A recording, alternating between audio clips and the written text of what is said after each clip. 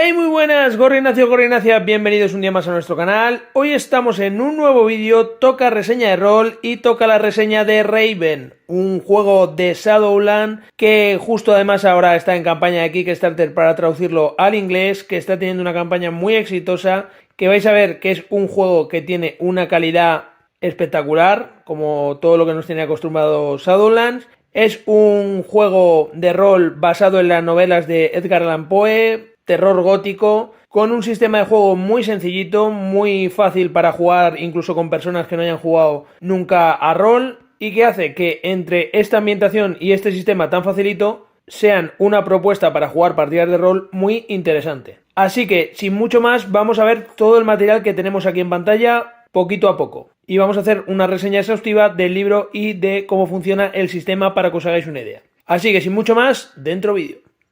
Y bueno, vamos a empezar haciendo alusión lo primero a que es tapa dura de mucha calidad y sobre todo la portada, que como veis tiene brillos y mates, que es espectacular, ¿vale? La edición de este juego de rol, como he dicho, es impresionante. La verdad, veis que tiene una calidad el juego en sí y un gramaje muy bueno.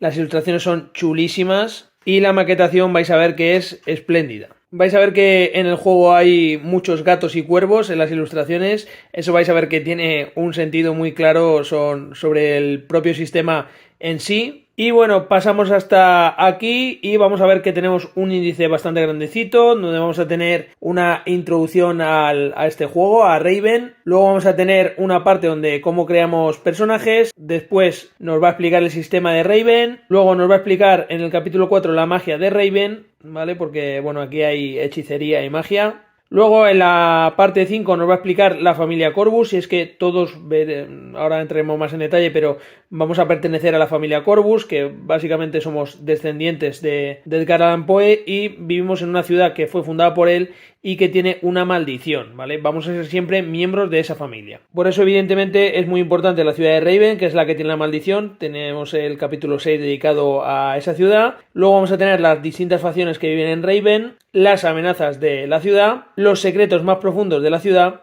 Y luego en el capítulo 10 vamos a tener ya el narrador, ¿vale? Un capítulo dedicado al director de juego que vaya a hacer de director en nuestra partida. Y el capítulo 11 donde vamos a tener pues una aventura para poder poner en funcionamiento el sistema. Por último vamos a tener un apéndice de ayudas neblinosas y bueno, es que vais a ver que la niebla en este juego también tiene un papel muy importante, ya que la maldición que hay en esta ciudad básicamente es que hay mucha niebla y pasan cosas muy malas, ¿vale? Y luego tenemos unas plantillas de ayuda por las distintas ayudas de juego, ¿vale? Las hojas de personaje, pues ayudas de juego, etcétera. Y bueno, aquí tenemos la introducción al mundo de Raven. Nos habla nuestra familia está maldita, que es, pues evidentemente, como os he dicho, vamos a pertenecer a la familia de Edgar Allan Poe, ¿vale? Vamos a ser descendientes directos de él. Él va a haber fundado o refundado la ciudad de Raven y esta ciudad, pues a día de hoy está maldita. Hay una especie de niebla que sale por la noche y hay como cuervos vigilantes por toda la ciudad.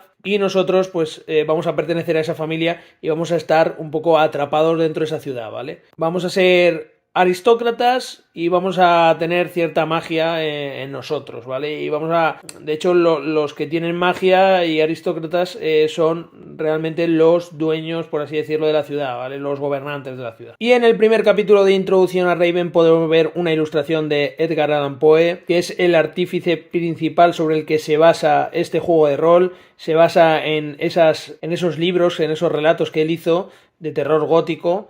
Y por eso pues está aquí al principio del libro, evidentemente, coronando el primero de los capítulos. Y bueno, aquí en este primer capítulo vamos a tener un poco lo que es la introducción al sistema, de cómo funciona el sistema Maelstrom. Este sistema básicamente le da mucha importancia al jugador y con una tirada del jugador se va a resolver todo en la tirada. Puesto que la ambientación tiene mucha importancia, vais a ver los cuervos, como ya he dicho, porque están vigilantes siempre en la ciudad, ¿vale? Y toda la ciudad está llena de cuervos. Y los gatos, pues el propio sistema usa dados con dibujos de gatos y de cuervos. Aquí tenéis los dados que veis que son muy chulos. Los cuervos representan el mal y los gatos representan el bien, ¿vale? Los éxitos, lo bueno.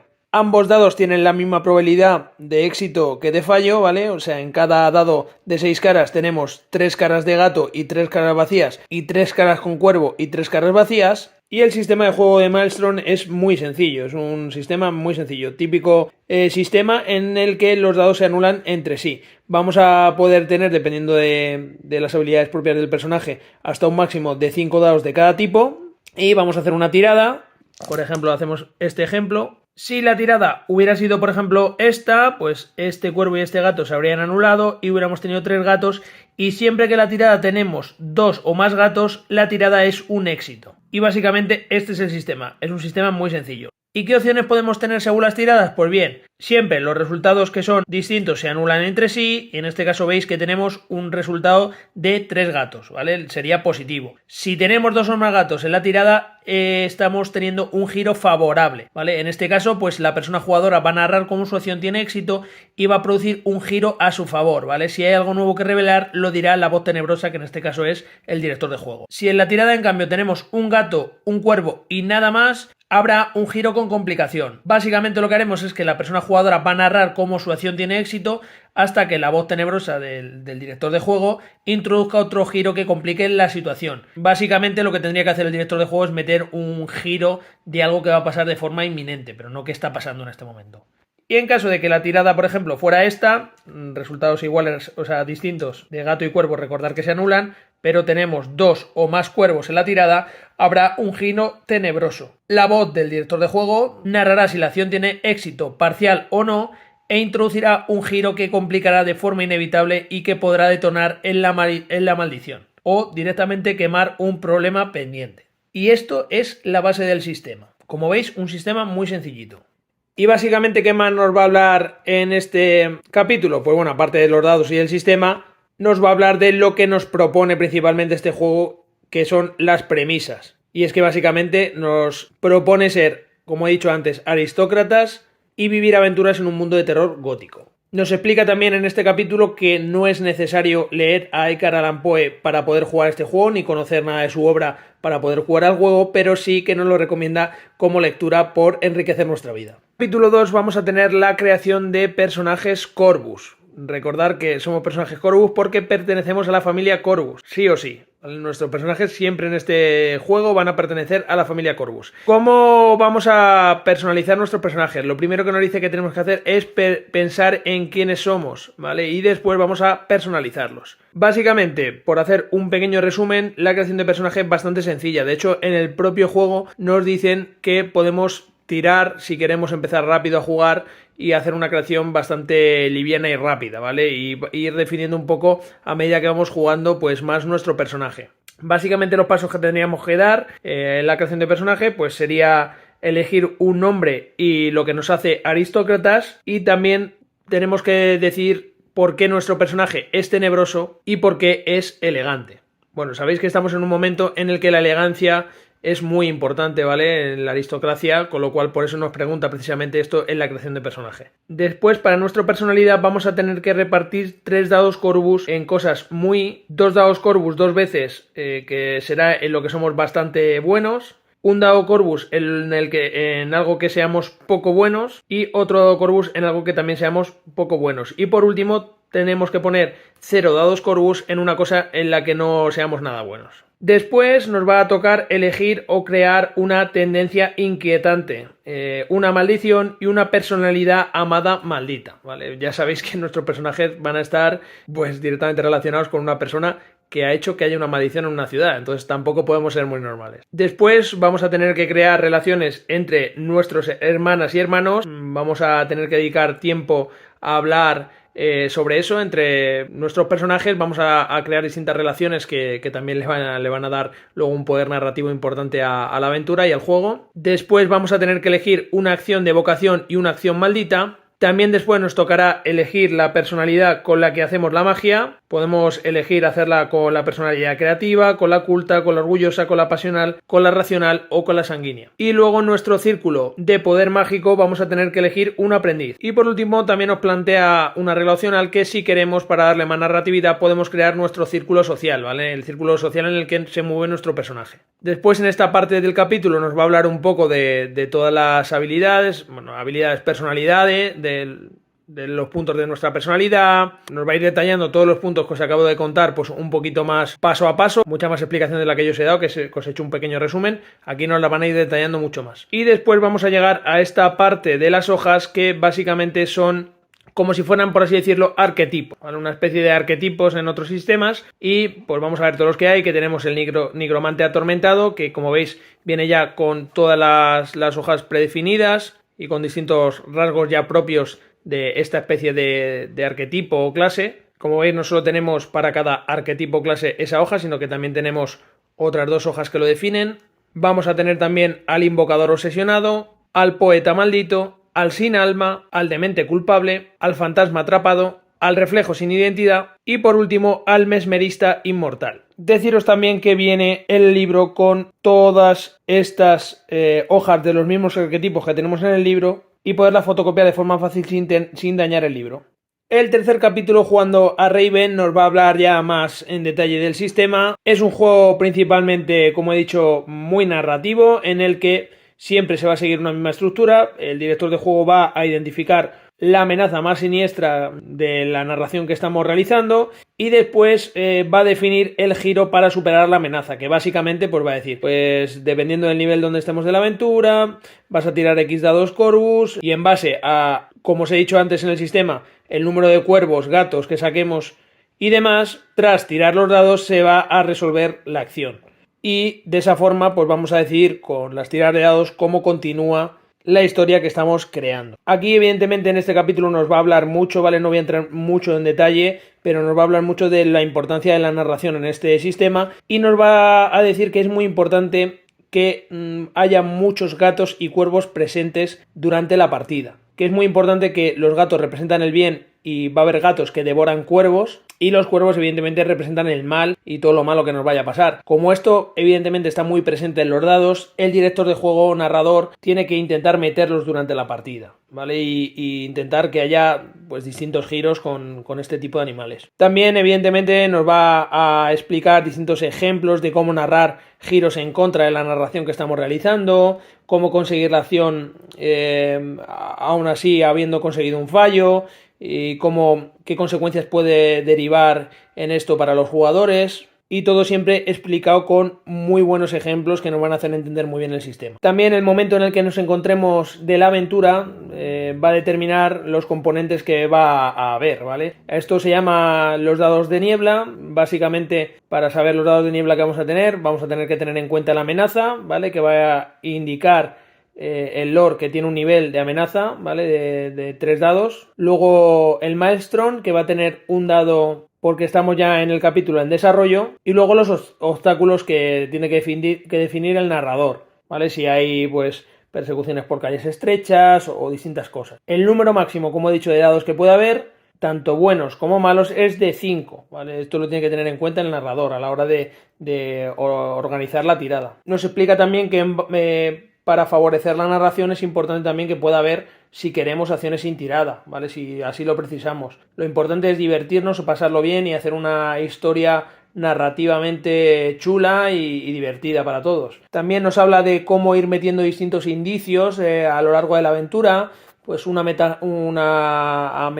amenaza también proteja esos indicios, una amenaza que puede detonar que se puede detonar al conseguir uno de los indicios, etcétera, ¿vale? Es muy importante en este juego el mal y la oscuridad, todo lo que rodea a cualquier indicio, cualquier objeto, cualquier cosa. Y dice que evidentemente vamos a enriquecer la historia si generamos complicaciones en la misma. Siempre mientras más difícil sean las cosas y narrativamente más complicaciones tenga, pues más rica va a ser la historia en sí. Es importante también el papel de las personas jugadoras, ya que ellos van a ser quien van a narrar a sus personajes. Y también dice que es importante que se van a negociar entre todos las propuestas narrativas que vayamos haciendo cada uno de nosotros. Es muy importante, también hace mucho énfasis el juego, en que dialoguemos entre nosotros para lograr escenas interesantes a lo largo de la partida. Y nos habla de que evidentemente los enfrentamientos en una partida de rol pues son esenciales para quitar esa sensación de aventura lineal. Y de hecho aquí nos da distintos pasos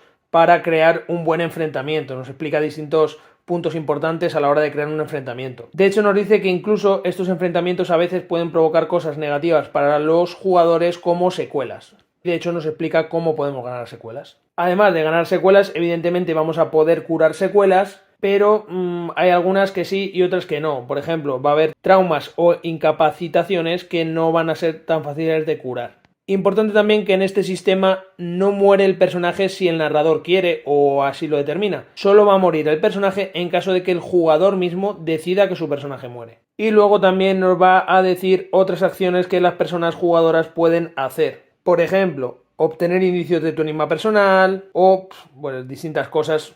Bueno, no voy a pasar a detallar una a una, pero un montón de opciones que nos dan aquí. Y evidentemente, a la vez de que nos dan distintas acciones que van a poder hacer las personas, también nos dan acciones que va a poder hacer la voz tenebrosa. Capítulo 4 nos va a hablar de la magia en Raven y bueno, la magia aquí es una magia muy sutil y que va a conllevar siempre sacrificios. No un sacrificio de perder un brazo, pero sí sacrificios a nivel emocional. Y pues bueno, nos va a empezar a definir bien cómo funciona la magia aquí, cómo se lanza, mediante gestos, palabras, formulaciones y básicamente, como os he dicho antes, la magia la desarrollamos en uno de los círculos y entonces nosotros vamos a poder lanzar magia más poderosa a medida que vamos avanzando en los círculos. Estos círculos pertenecen, como he dicho, a una de las órdenes. Estos niveles en los círculos de poder básicamente lo que definen es el estatus de nuestra magia y lo importante es que somos como magos dentro del círculo. Luego nos va a hablar de las artes mágicas de la orden. Básicamente las artes mágicas son las disciplinas de conocimiento de la propia orden y van a cubrir las distintas áreas de conocimiento, pasión y tenebroso. Luego nos va a ir definiendo las distintas artes que hay, nos va a decir el riesgo que tenemos dependiendo del tipo de arte que vayamos a usar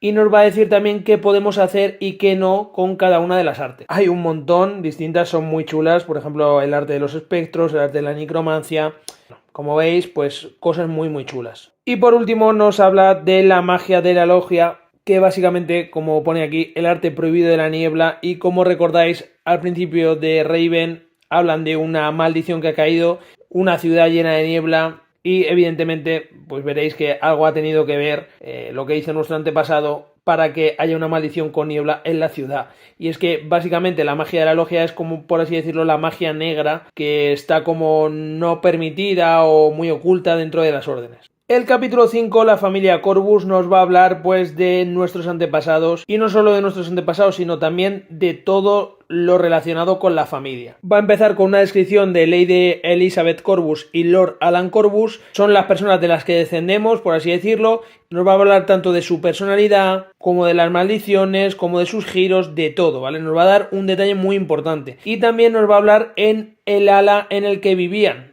¿Y por qué es importante esto? Estaréis preguntando. Pues bien, porque la mansión Corvus en sí es como si fuera un personaje más de la propia ambientación. Y es que nosotros, aparte de ser como somos por ser ya un personaje de la familia Corvus, aparte vamos a tener un ala que pertenece a nosotros dentro de la mansión. Y este ala, a medida que vamos avanzando en la narración y las aventuras, va a irse desarrollando con nosotros. Este capítulo no solo tiene unas ilustraciones espectaculares como todo el libro, sino que nos va hablando de todas las alas distintas que podemos elegir para que sean nuestras alas dentro de la mansión y nos habla y detalla un montón de localizaciones tanto de fuera de la mansión como de dentro. Nos habla del bosque de alrededor, nos habla de distintas salas, de distintas estancias, nos enseña ilustraciones como esta del laboratorio de membresía inmortal dentro de la mansión, como veis espectacular a doble cara. O este ejemplo de la habitación del poeta maldito, también a doble cara. Bueno, como veis las ilustraciones son muy evocadoras en sí y pues nos va a ayudar mucho a meternos dentro de esta ambientación.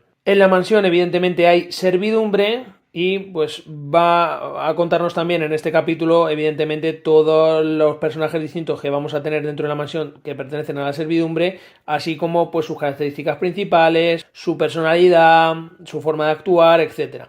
Es importante también que sepáis un detalle importante y es que la mansión es el único edificio negro que hay en toda la ciudad. Todos los edificios son blancos menos la mansión que es negra. Bueno, ya nos da un poco de pincelada sobre lo chunga que es la mansión en sí.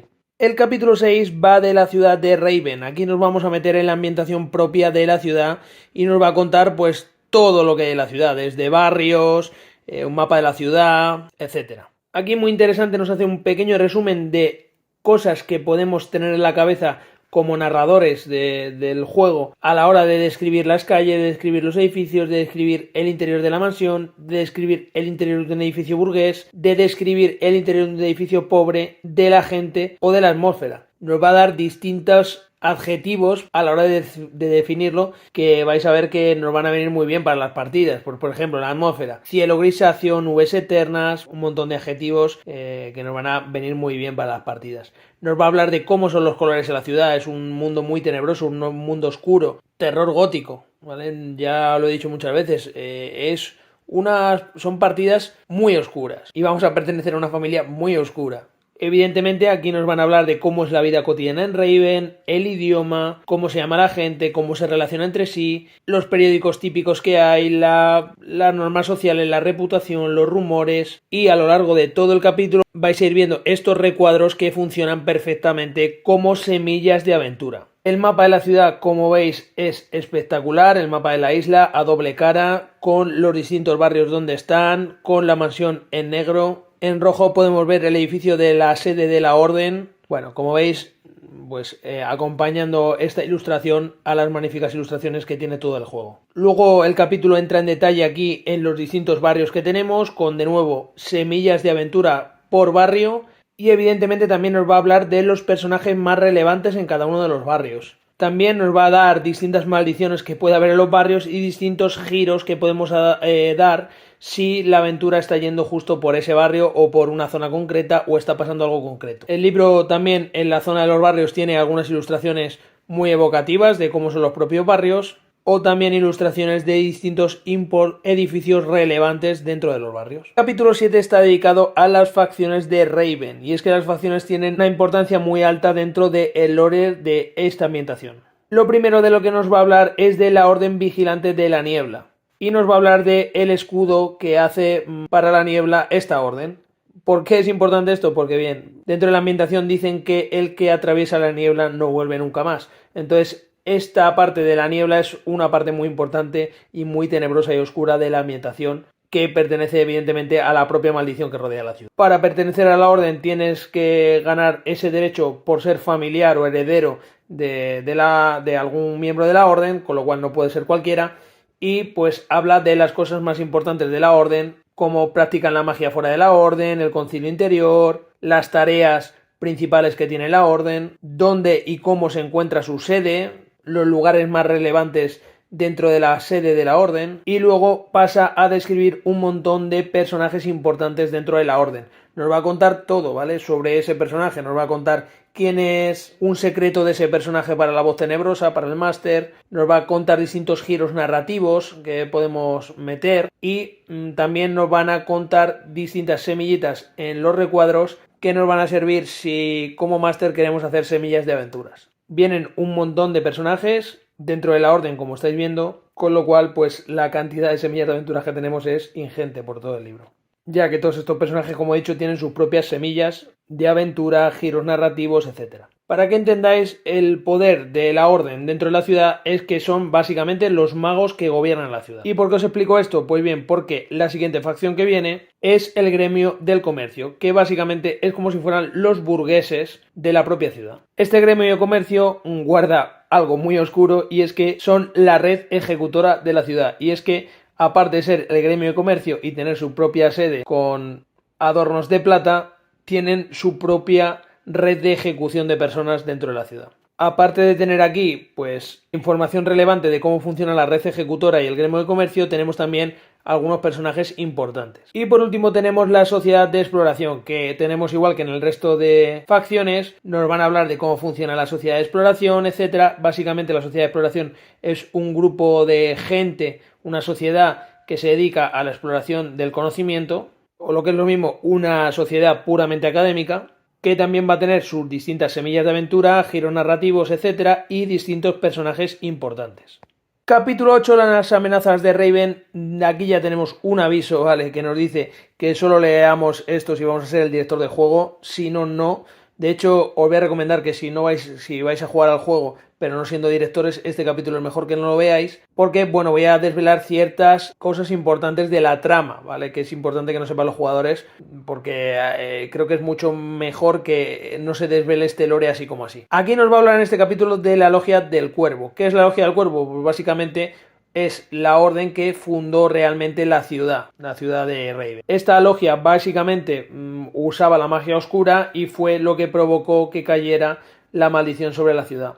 Una de las cosas más palpables de la maldición es la propia niebla. Como he dicho antes, quien atraviesa la niebla no vuelve, y es porque hay fantasmas que atormentan a todo el que entra a Raven y al que entra a la niebla y demás. Y bien, ¿qué son los cuervos? Pues los cuervos son los psicopombos, que básicamente son transportadores de almas, y son los antiguos servidores de la logia y que a día de hoy están en la ciudad pues transportando almas de los muertos por toda la ciudad. De hecho, en la propia logia hay distintas facciones que nos hablan aquí en este capítulo de ellas y que tienen enfrentamientos entre ellas. Nos va a hablar también en este capítulo, como he dicho, de los cuervos, muy en detalle, básicamente es lo que os he contado, pero pues nos va a contar un poco sobre su apariencia, cómo los tenemos que describir, etc. De hecho, aquí en esta parte de la ambientación nos va a hablar de los únicos monstruos que hay en este mundo, que son los fantasmas, los muertos. Y por eso está en este capítulo el otro lado. ¿Qué es el otro lado? Pues básicamente el mundo de los muertos, que va a estar muy presente en la ambientación porque hay brechas dentro de la ambientación, dentro de la ciudad, que permiten cruzar al otro lado y que permite que los muertos vengan por ahí. De hecho, incluso nos explica cómo se pueden o qué situaciones pueden provocar que se abran brechas en Raven hacia el otro lado. Como veis, el juego sigue todo el rato acompañado de unas ilustraciones espectaculares. Y por último, al final del capítulo tenemos una parte dedicada evidentemente a los seres espectrales, que va a funcionar de bestiario del propio juego, porque tenemos aquí lo que pone como enciclopedia de seres espectrales, donde nos va a poner pues distintos seres espectrales en el que nos van a ir hablando de su apariencia, de su personalidad, de sus particularidades, de dónde podemos encontrarlos, de cómo van a ser, cómo nos van a atacar, qué van a hacer, que van a provocar en los jugadores. De nuevo también acompañado de giros narrativos para el máster. Bueno, una variedad bastante grande de distintos espectros que vamos a poder meter en las aventuras.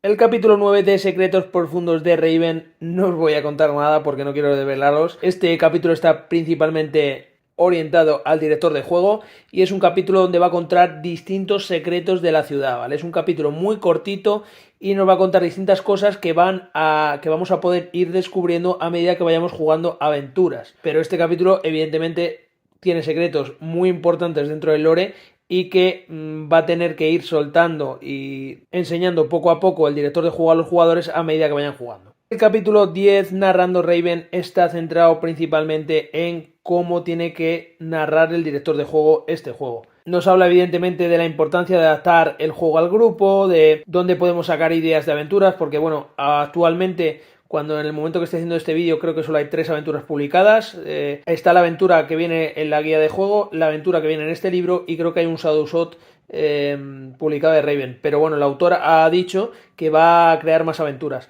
De todas formas, aquí lo que nos dice en este capítulo precisamente es que podemos usar del propio Edgar Allan Poe para jugar, y nos explica en este capítulo cómo adaptar uno de esos relatos, cualquiera de esos relatos, a pues una aventura para poder jugar en este mundo. Por si esto fuera poco, además nos da distintas ideas para relatos tenebrosos, ¿vale? Un fantasma, un hecho, y nos dice la estructura que tenemos que seguir a la hora de crear el relato y cómo el relato tiene que ir adaptándose al sistema de juego que tiene el juego, que es Maestro. Nos detalla como pasos importantes en la creación de un relato para Raven varios pilares. El tema principal, ¿vale? Es esencial. El tono de la aventura, un tono oscuro, negro, ya sabéis, un tono gótico. Somos aristócratas, ¿vale? El conflicto, el misterio, la tenebrosa verdad que hay detrás de la aventura y la amenaza principal y secundaria, ¿vale? Y también importante meter distintos personajes que sean relevantes dentro de la aventura, que evidentemente si estamos adaptando un libro de Poe, pues nos es muy fácil sacar a personajes del propio libro, del propio relato, para adaptarlo a nuestra aventura. Capítulo 11 no os voy a enseñar nada más que esta portada porque es la aventura que viene en este libro Se llama Noche de Cuervos y es un relato basado en uno de los relatos de Edgar Allan Poe. De hecho, nos pone al final el poema de El relato del cuervo para que veamos cómo han creado de ese poema esta aventura. Que eso también al final es un ejemplo práctico del capítulo anterior, ¿vale? Podemos ver un poema y cómo lo han adaptado. Por último, el último capítulo, que no es un capítulo en sí, ¿vale? Es un apéndice, son las ayudas neblinosas y son distintas tablas de ayudas y cosas que nos van a ayudar directamente pues para el juego, ¿vale? Nos va a decir aquí una tabla de cosas que trae la niebla, componiendo una escena o un giro, ¿vale? Dependiendo de las tiradas, de hecho, pues si hemos sacado 5 cuervos, pues va a haber un enigma tenebroso, ¿vale? Pues así. Y bueno, este capítulo básicamente se basa en eso, ¿vale? Ayudas distintas sobre las premisas, sobre principios de las personas jugadoras dentro del juego, los principios de la voz tenebrosa, nos van a dar también al final un montón de nombres de personajes típicos de Edgar Allan Poe por si queremos usarlo de sus novelas, nos va a contar cuál ha sido la referencia e inspiración para hacer este libro y por supuesto nos va a hablar de distintas literaturas, series y películas en las que nos podemos inspirar para hacer aventuras. Por último tenemos una hoja de seguimiento, que estas son pues todas las hojas que vamos a necesitar para poder jugar, ¿vale? Tenemos también una hoja de la mansión de Corvus, que como he dicho, ahora veis bien cómo va a ir evolucionando a medida que vayamos los personajes evolucionando, ¿vale? Por eso veis que está así como dibujado en sombreado y nos va poniendo aquí por distintas ayudas de sugerencias de zonas que vamos a poder ir metiendo dentro de la propia mansión. Aquí vamos a llevar una hoja de registro del lugar de la mansión, ¿vale? De según vaya evolucionando. Aquí vamos a tener un ejemplo de hoja de creación de relato que nos va a ayudar pues para crear nuestra propia aventura, pues resumen de la trama, sinopsis, amenaza principal, amenaza secundaria, PNJs principales, lugares, indicios, etc. Y por último vamos a tener aquí el maelstrom del relato, que básicamente es un planteamiento, desarrollo, tensión y desenlace de la aventura que acabamos de crear. Y con esto se acaba el libro. También vamos a tener esto, por un lado vamos a tener esta hoja que ya sabéis que siempre Shadowlands nos permite descargar en PDF gratis el juego de rol una vez que lo hemos comprado. Viene con un código que lo tengo aquí tapado. Tenemos esta hojita que son las premisas de Raven, ¿vale? Con un resumen de las premisas y los principios de Raven. Tenemos una perfecta hoja de ayuda del sistema Maelstrom para que sepamos cómo funciona, que es una hoja por 2 caras, ¿vale? Veis que el sistema, como os he dicho, es tremendamente sencillo, pero bueno, aún así tenemos aquí un resumen que nos va a venir genial para poder ayudarnos, que nos puede hacer de pantalla. Y por último tenemos este libro de Diario de la Voz Tenebrosa, donde vamos a poder ir apuntando pues todo sobre nuestra aventura, ¿vale? Como veis, está espectacular, da hasta pena usarlo, la verdad. Y bueno, hasta aquí la reseña de Raven. Vamos a la despedida y os cuento qué me ha parecido. Y bueno chicos, hasta aquí el vídeo de hoy. Ya sabéis, si os ha gustado no olvidéis darle like, compartir, suscribiros. Y bueno, ¿qué me ha parecido a mí Raven? Bueno, pues creo que como todo lo que hace Shadowlands, la edición es impecable. Las ilustraciones son espectaculares. El juego en sí es un juego muy original.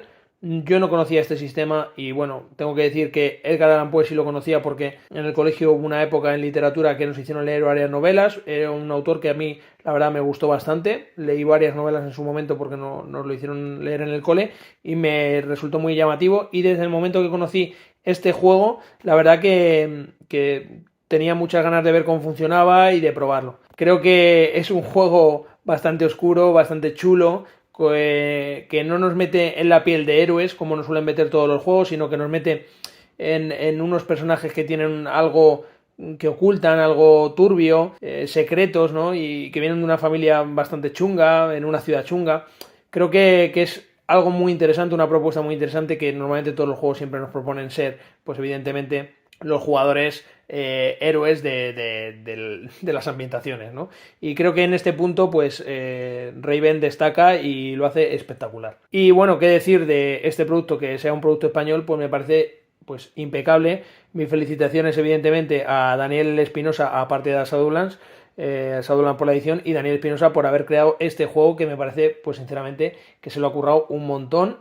Y es un orgullo para mí, como español, que salgan este tipo de productos en España por editoriales españolas y, desde luego, por autores españoles. O sea, creo que está muy bien tirado este juego de rol y es un juego de rol que si te gusta el terror gótico y este tipo de ambientación o te gusta mucho la literatura de Edgar Allan Poe o este tipo de de literatura, pues creo que es un juego que vas a disfrutar muchísimo. Ya veis que la calidad es impecable, ¿vale? No tiene nada que envidiar este libro a muchos otros libros de editoriales de rol mucho más potentes que Shadowlands, ¿vale? Entenderme por potentes, ¿vale? Quiero decir, evidentemente, con mucho más recursos que Shadowlands. Así que mis felicitaciones tanto al autor como a la editorial. Y nada, ya sabéis, si queréis más vídeos, dejadme like, compartir y suscribiros. Hasta luego.